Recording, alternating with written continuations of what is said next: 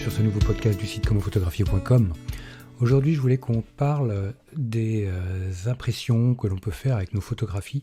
Comment est-ce que l'on va faire pour préparer notre image, celle que l'on a développée depuis un fichier RAW par exemple, comment est-ce qu'on va la développer pour pouvoir faire une impression, tirage photo, les choses comme ça.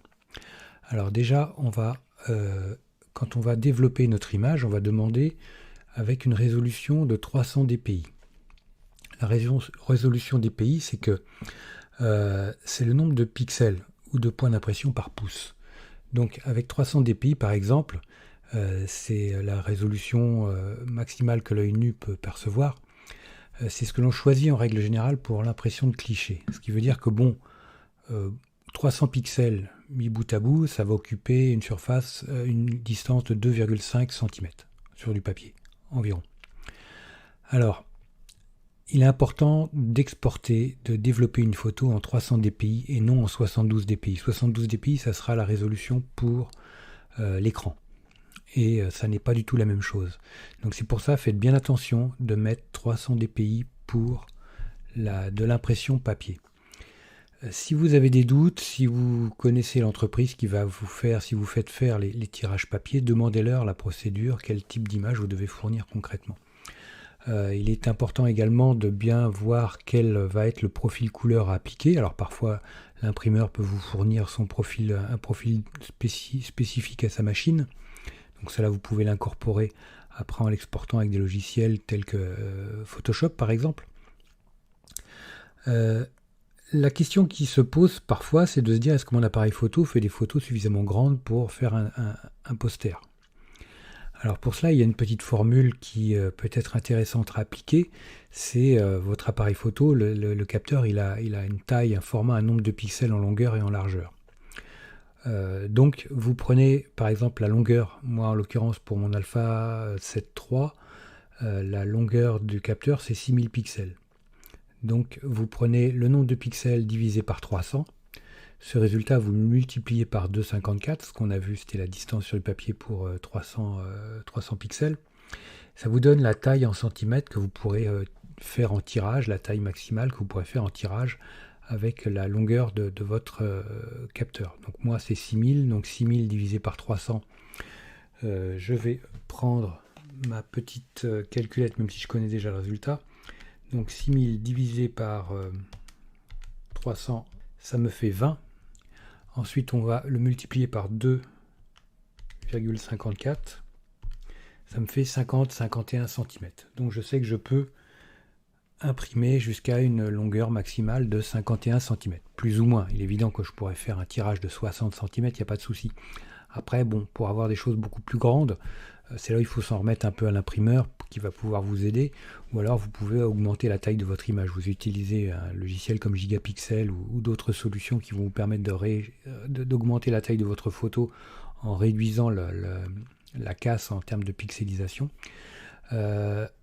Donc sur mon boîtier, c'est du 6000 par 4000. Donc pour le 4000, donc ça fait 50, on a vu 50,8 en longueur. Ensuite 4000, on va le diviser par 300, que multiplie 2,54, ça me fait du 33,8. Donc ça me fait du 51 par 34. 51 par 34, c'est la taille de tirage que je peux faire avec mon Alpha 7, ce qui est déjà une très bonne taille. Donc si je veux faire du poster, du grand écran, je pourrais utiliser cette formule. Donc le nombre de pixels d'une des longueurs du capteur divisé par 300. Ensuite le résultat est multiplié par 2,54 et ça vous donne la taille en centimètres que vous pouvez faire pour une distance. Ensuite vous faites pour l'autre côté. Et ça vous donne grosso modo le format que vous pouvez faire sur du tirage papier. Au niveau du profil couleur, on a vu, vous pouvez éventuellement appliquer un profil couleur spécifique à une machine en particulier. Autrement, on a vu, j'en ai parlé dans des vidéos du site commentphotographier.com. Le sRVB sera moins riche en couleurs que le RVB tout court, mais le RVB sera peut-être plus approprié pour du tirage couleur. Tout ça, ce sont des choses qui vont être adaptées en fonction de la solution que vous allez utiliser pour votre impression. Donc là, il est important de bien savoir qui va imprimer. Quand c'est de l'impression, en ligne, vous aurez certainement une rubrique où on va vous expliquer un peu toute la procédure, toute la marche à suivre, quels sont les profils à attribuer, ou alors vous pouvez, dans certaines solutions, les laisser faire. Ils se chargent de retravailler si nécessaire l'image pour avoir les bonnes couleurs, pour que l'impression se fasse correctement. Mais dans l'idéal, c'est de pouvoir gérer vous-même vos paramètres d'impression en utilisant justement qu'ils vous fournissent un profil couleur, comme ça vous pouvez l'appliquer à votre image et éventuellement faire un tirage test par exemple pour voir si vous êtes en phase avec la procédure. Moi, c'est ce que je fais quand je veux tester un laboratoire. Je fais un petit tirage test en appliquant leur procédure pour voir ce que ça donne. Quand on a un écran calibré, mais on regarde son image sur son écran, on voit ce qui a été imprimé. Donc on peut comparer s'il y a des petites corrections à faire ou pas. Bon, évidemment, sur un écran, on est avec une lumière par transparence, donc on est sur quelque chose de différent que sur du tirage papier.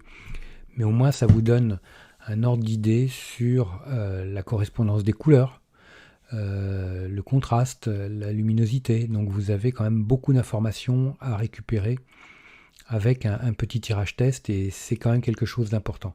Alors attention, parfois, pour du tirage 10-15 ou du 50-60 en poster, le profil et la machine ne seront pas les mêmes.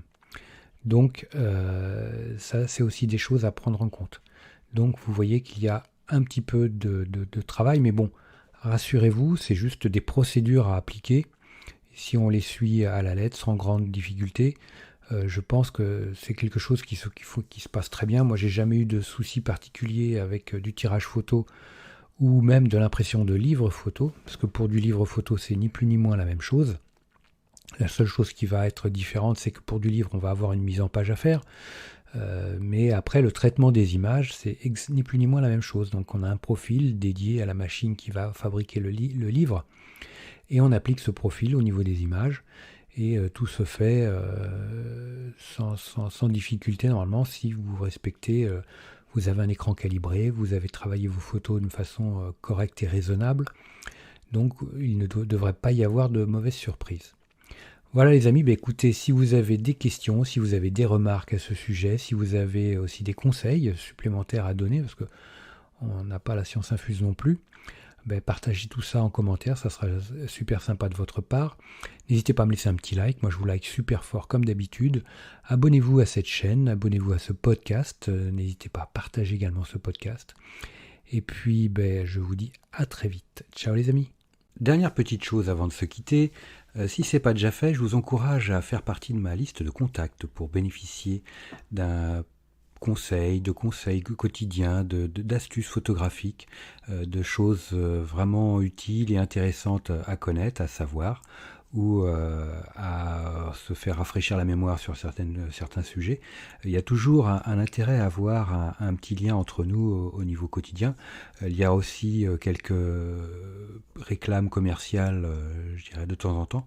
Voilà, donc n'hésitez pas à aller voir sur les formulaires du site comment-photographier.com.